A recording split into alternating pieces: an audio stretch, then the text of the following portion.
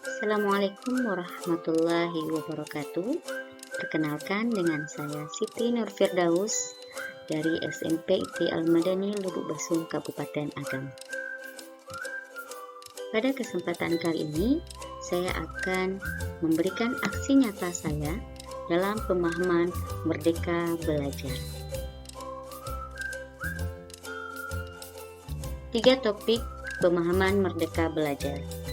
Yang pertama, pemahaman gagasan dan prinsip pendidikan berdasarkan pemikiran Ki Hajar Dewantara.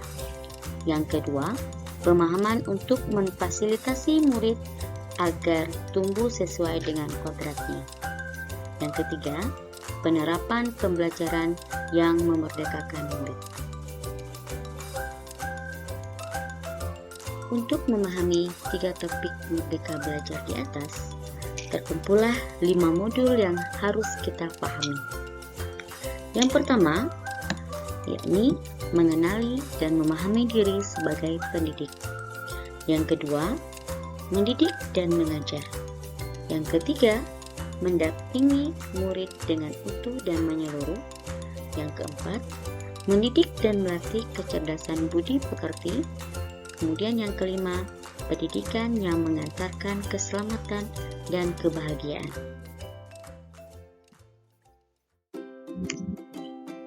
Modul yang pertama, mengenali dan memahami diri sebagai pendidik. Pertama, pendidik harus mengenali karakteristik dan kebutuhan peserta didik. Yang kedua, pendidik harus terus belajar secara mandiri. Yang ketiga, pendidik harus bisa mengenali kekuatan dan kelemahan dirinya. Yang keempat, pendidik harus bersifat adaptif terhadap perubahan. Kemudian yang kelima, pendidik harus mampu menuntun tumbuh dan hidupnya kekuatan kodrat pada peserta didik. Selanjutnya, modul yang kedua, mendidik dan mengajar. Pengertian dari pengajaran atau mengajar merupakan cara menyampaikan ilmu atau manfaat bagi hidup peserta didik secara lahir dan batin. Kedua, mendidik adalah menuntun segala kodrat yang ada pada peserta didik sehingga dapat mencapai keselamatan dan kebahagiaan yang setinggi-tingginya. Ketiga, pendidik tidak sekedar memberikan pengetahuan, namun juga mendidik keterampilan berpikir dan mengembangkan kecerdasan batin peserta didik. Keempat, manusia yang merdeka adalah manusia yang mampu menguasai dirinya sendiri. Modul yang ketiga, yakni mendampingi murid dengan utuh dan menyeluruh, di mana setiap peserta didik terlahir dengan kodratnya masing-masing. Pendidikan tidak bisa dipisahkan dari kodrat keadaan.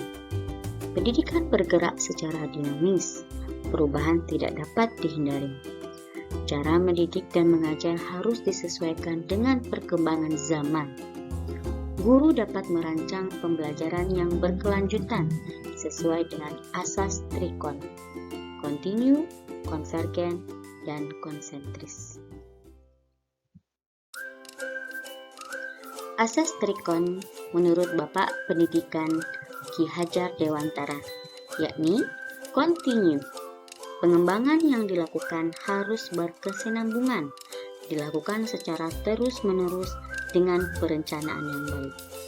Kemudian konvergen, yakni pengembangan yang dilakukan dapat mengambil dari berbagai sumber di luar, bahkan dari praktik pendidikan di luar negeri. Kemudian yang ketiga, konsentris. Pengembangan pendidikan yang dilakukan harus tetap berdasarkan kepribadian kita sendiri. Dapat kita simpulkan dari pengertian asas trikon di atas, bahwasanya tujuan utama pendidikan adalah menuntun tumbuh kembang anak secara maksimal, sesuai dengan karakter kebudayaannya sendiri. Oleh karena itu, meskipun Ki Hajar Dewantara menganjurkan kita untuk mempelajari kemajuan bangsa lain, namun tetap semua itu ditempatkan secara konsentris dengan karakter budaya kita sebagai pusatnya. Selanjutnya, pada modul yang keempat, yakni mendidik dan melatih kecerdasan budi pekerti. Budi pekerti merupakan perpaduan dari cipta, rasa, dan karsa. Mana cipta sendiri adalah bersinggungan dengan kekuatan pikiran untuk merancang atau membuat sesuatu. Sedangkan rasa bersinggungan dengan kekuatan hati manusia untuk menanggapi sesuatu. Dan karsa adalah semangat atau dorongan dalam diri manusia untuk berbuat sesuatu. Dapat disimpulkan juga bahwasanya budi pekerti sendiri adalah merupakan hasil bersatunya gerak pikiran, perasaan, dan kehendak sehingga menimbulkan suatu tenaga atau tindakan. Budi pekerti tidak hanya dibentuk di lingkungan sekolah saja, melainkan lingkungan keluarga dan juga masyarakat.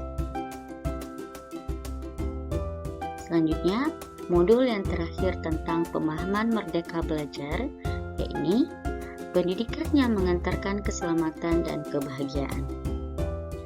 Yang memberi kita pemahaman bahwasanya guru harus membimbing peserta didik untuk mencapai pemahaman yang bermakna selain mengajarkan ilmu pengetahuan. Kemudian, di sini juga memberikan kita pemahaman bahwasanya fungsi dari pendidikan adalah mengantarkan peserta didik agar siap hidup dan mampu mengisi zamannya.